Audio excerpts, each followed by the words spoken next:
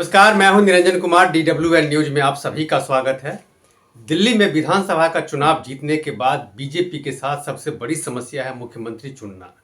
मुख्यमंत्री कौन बनेगा, इसको लेकर के लगातार बैठकों का दौर जारी है, क्योंकि 48 विधायक चुनकर के आए हैं दिल्ली से। 70 विधानसभा की सीटें हैं, जिसमें से 48 सीटों पर बीजेपी ने प्रचंड जीत हासिल की है।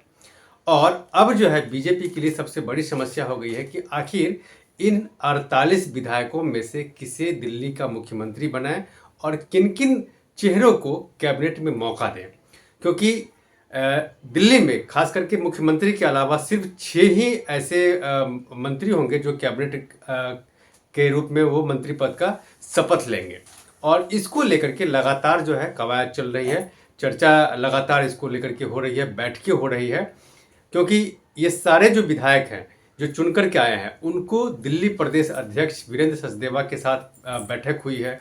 इसके बाद जो पार्टी के राष्ट्रीय अध्यक्ष है JP नड्डा, उनसे भी लगभग 20 से 25 विधायकों ने समय मांगा था और सभी को JP नड्डा ने 5 से 10 मिनट का समय दिया और सबसे लगता है कि बाकायदा उन्होंने मुलाकात की है, सबकी बात उन्होंने सुनी है।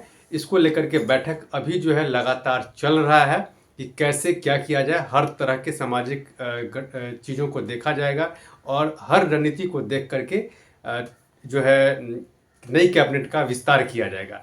लेकिन इसमें सबसे बड़ी बात यह है कि 16 फरवरी को हो सकता है कि विधायक दल की बैठक हो और उसी दिन नेता चुन लिया जाए, यानी कि मुख्यमंत्री चुन लिया जाए कि आखिर दिल्ली का मुख्यमंत्री कौन होगा। क्योंकि आपको मैंने बताया था कि प्रधानमंत्री नरेंद्र मोदी 2 देशों के दौरे पर अभी दिल्ली से बाहर हैं, फ्रांस के दौरे पर, और उसके बाद वो अमेरिका के दौरे पर आज वो चले गए होंगे। और प्रधानमंत्री नरेंद्र मोदी 14 फरवरी को दिल्ली में वापस आ जाएंगे।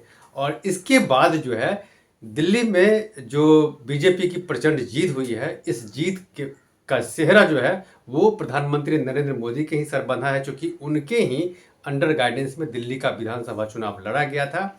और अब पूरी संभावना है कि प्रधानमंत्री नरेंद्र मोदी आ जाएंगे, उसके बाद विधायक दल की बैठक होगी। यही वजह है कि 16 फरवरी का समय रखा गया है कि 16 फरवरी को दिल्ली में जितने भी विधायक जीते गए हैं 48 विधायक, उनकी एक बैठक होगी और उसके बाद उसमें से विधायक दल का नेता चुना जाएगा।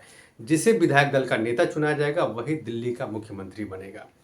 तो इससे अब क्या है कि जितने भी जो विधायक हैं जो जीत करके आए हैं और खास करके बीजेपी मुख्यालय में जो कार्यकर्ता हैं, सभी के बीच जो है जश्न का माहौल है। लगातार बीजेपी के मुख्यालय में गतिविधियां जो है वो बढ़ी हुई है, लोग एक दूसरे से मुलाकात कर रहे हैं, जश्न मना रहे हैं। लेकिन अब नई कैबिनेट का विस्तार प्रधानमंत्री नरेंद्र मोदी के आने के बाद ही होगा।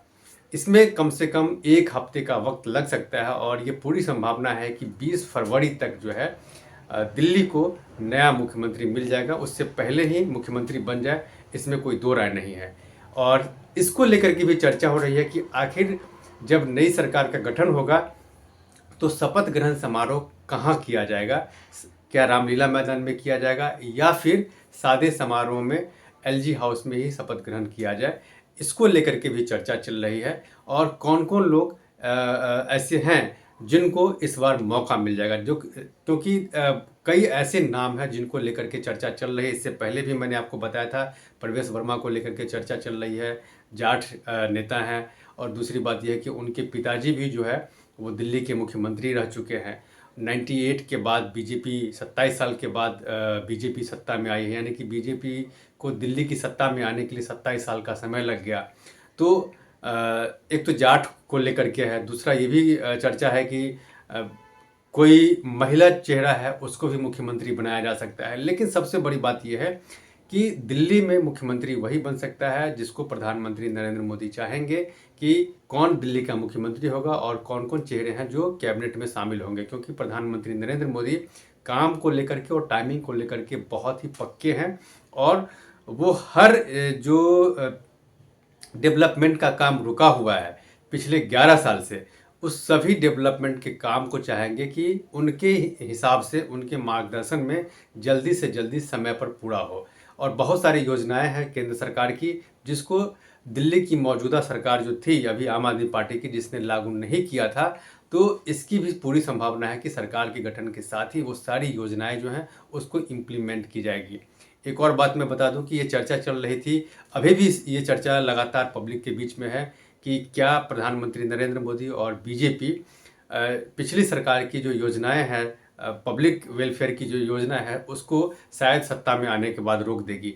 लेकिन आपको मैं बता दूं कि प्रधानमंत्री नरेंद्र मोदी और खुद बीजेपी के जो संगठन है उन्होंने क्लियर कर दिया था कि जो पिछली सरकार की जितनी भी योजनाएं हैं, चाहे वो बस में फ्री योजना की बात हो, बिजली की बात हो, पानी की बात हो, या तमाम जो योजनाएं हैं उन सभी योजनाओं को कंटिन्यू किया जाएगा। किसी भी योजना को बंद नहीं किया जाएगा, बल्कि उसको और अच्छे तरीके से सुचारू रूप से चलाया जाएगा। और जो नई सरकार नई योजना लेकर के आएगी उसको भी इम्प्लीमेंट किया जाएगा। डेवलपमेंट का काम बहुत जल्द होगा, यमुना पर काम होना शुरू हो जाएगा। महिलाओं के लिए जो वायदे किए हैं 2500 रुपया हर महीने देने का, उस पर भी काम होगा, क्योंकि इसको लेकर के भी चर्चा का विषय बना हुआ है, क्योंकि ये सबसे मोस्ट अवेटेड ये योजना है जिसको लेकर के चर्चा लगातार होती रहती है कि भैया ये जो है महिलाओं को लेकर के हर स्टेट ने ये योजना चलाया है और वहाँ पर इम्प्लीमेंट भी हो रहा है बाकायदा। तो क्या दिल्ली में होगा, क्योंकि दिल्ली में अभी तक ये इस योजना का इम्प्लीमेंट नहीं हुआ है, पिछली सरकार ने नहीं किया था और यही वजह है कि पिछली सरकार हार गई थी।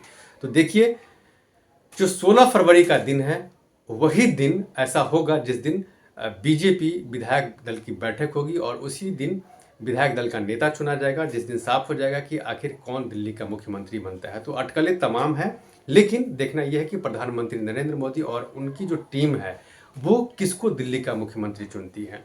तो इन सारी चीज़ों पर मेरी नज़र बनी हुई है और हम यही उम्मीद कर रहे हैं कि प्रधानमंत्री नरेंद्र मोदी के आने के बाद दिल्ली में एक नया मुख्यमंत्री बन जाएगा जो बीजेपी का मुख्यमंत्री होगा, जिसको लेकर के लंबे समय से बीजेपी के कार्यकर्ता, बीजेपी के नेता, बीजेपी के संगठन के लोग इंतजार कर रहे थे कि आखिर कब बीजेपी दिल्ली में सत्ता में आएगी।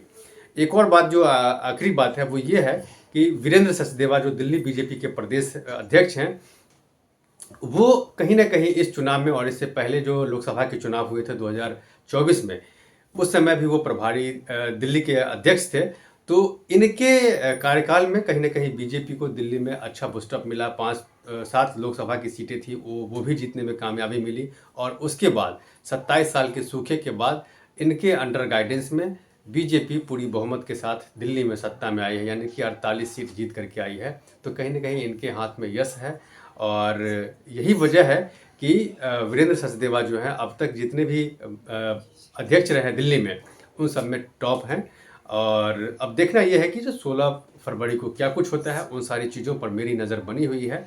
आप मेरे साथ बने रहें और दिल्ली विधानसभा चुनाव से संबंधित, नए मुख्यमंत्री से संबंधित किसी भी खबर के लिए आप मेरे इस चैनल को सब्सक्राइब कीजिए। तब तक के लिए धन्यवाद।